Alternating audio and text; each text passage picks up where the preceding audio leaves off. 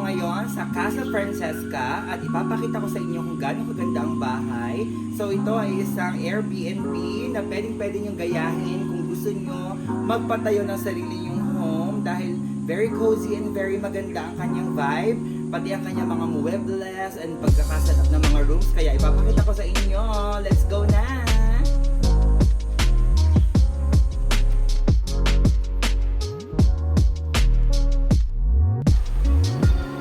Hello guys! Welcome to the home! Welcome to the home! So ayun, mapakita ko sa inyo agad. Bungad na bungad, napakaganda ng kanilang entrada. So dito meron agad receiving area and yung ating pa-entertainment area. So yun yung sala niya, ang ganda ng kanyang mga sofa. And of course, ang ganda rin ng ceiling. Dahil nga mababa siya, parang nagmumang high ceiling. Ang ganda ng kanyang interior. Maganda ang chandelier. Of course, ang kanilang kisame, tignan mo naman. May paganon pa, diba? Super ganda. And then, meron silang pa-TV dito. 65 inches pa yan. Parang gano'n. So, ang ganda ng kanilang mga art. Ayan, may mga artwork din sila dyan. Hindi nawalan. And they also offer mga PlayStation na pwede nyo gamitin. Meron din karaoke. Meron din sila ditong mga game boards na pwede nyo gawin with friends and family. So, pwede nyo paglaruan ng mga yan dahil libre lahat yan kasama sa inyong babayaran dito pag nag-rent kayo sa Casa Francesca. Dito naman sa part na to ay ang kanilang dining area. So, very maganda and very social ang kanilang dining area. Kita-kita nyo naman. Meron pa silang mga pa-centerpiece dyan. And may pa-mirror. So, ang ganda ng kanilang mga upuan. Talagang very shallow-shallowity. And ang kanilang turno na chandelier nandun din.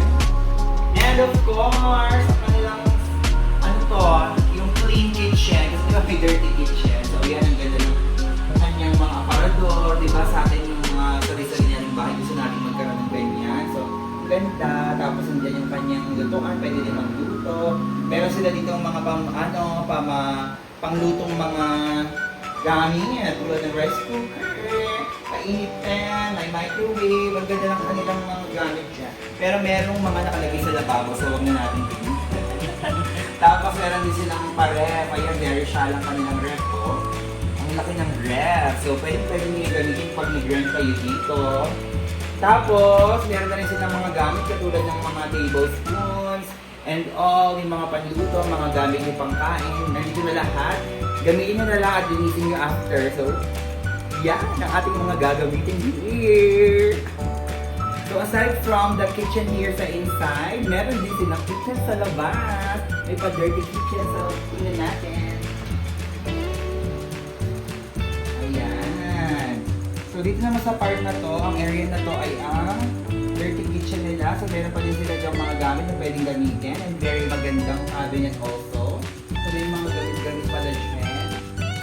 O, ayan. Katulad naman sa loob kanina. Pwede nyo hiramin. Pwede rin kayo dito magluto. And, gamitin ang ating pa-water dispenser. Siyempre, hindi mawawala ang pangailangan natin dahil yan ay ang tubig at langis. Yeah. Tapos meron pa ditong one slot for garage. So pwede mag-park ang isang sasakyan dito, di ba? Kung medyo madami-dami kayo, pwede sa labas, pwede sa loob. May isa lang nga lang dito sa loob. Check naman natin yung mga rooms. So guys, dito sa Casa Francesca, meron sila dito tatlong rooms. At ang first one ay ang faith room. O, yan, di ba? Dito kami nag-stay. So, dito sa first room, ayan ang itsura niya. Very maganda rin siya. Malaki ang space. Meron tayo dyan, pwedeng lagyan ng ating mga gamit. Ayan. Gusto nyo i-hanger yung mga gamit nyo, ganon-ganon. Meron dito maliit na table, siguro pwedeng mag-make-up and stuff. Kung gusto nyo gawin. Tapos, dito naman sa area na to, ito yung higaan. So, pwede dito mahiga sa 2 to 3. Tapos, meron pa tayo yung lampshade and aircon. Meron pa rin tayong pull-out. So, siguro pwede dito mga 4 to 5 people pwedeng matulog dito sa room number 1 natin. Siyempre, pang-check ng OOTD. Parang, ganun. check natin ang room number 2. So guys, ito naman ang room number 2. Ayan naman ang hub. Pasukin na natin. Ayan. Pasok dito. Kasi laki lang siya ng room na puna, pero dito may sofa bed. So pwede pang mag-extra tao ang mahiga dito. Medyo makalat dahil ito po ay naging payatas. Meron pa po natutulog. Ayan. Tingnan po natin.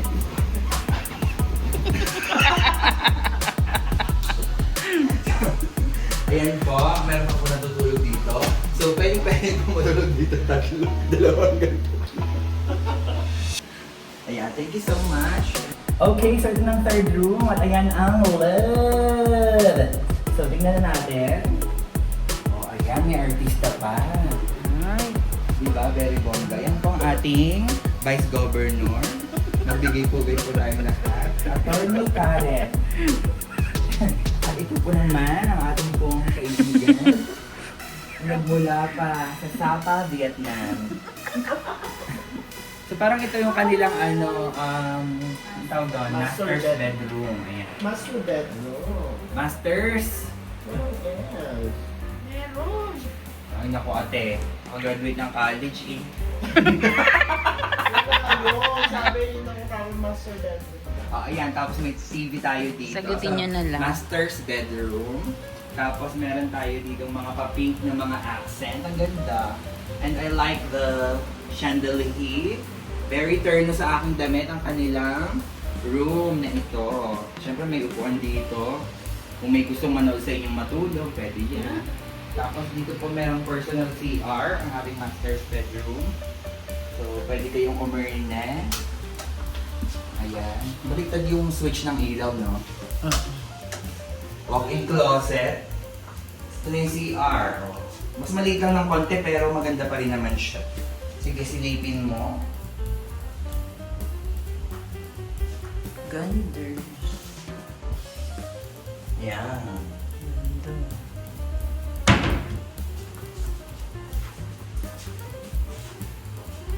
Natigil-tigil. Okay. Siyempre guys, hindi mawawala ang ating swimming pool. Ayun naman ang ating puntahan. Let's go!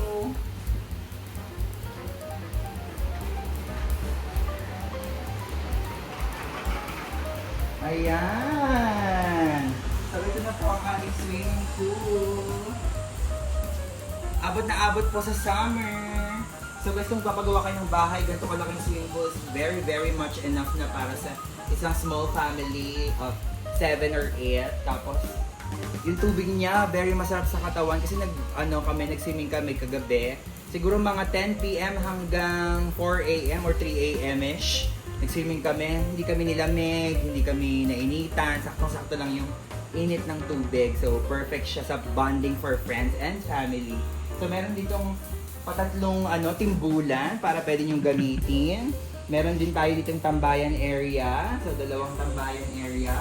And then of course yung mga settings kung saan pwedeng i-keme-keme ang ating pool. So yan, very very cozy, very summery, and ang ganda ng kanyang aesthetic. Diba? Super ganda.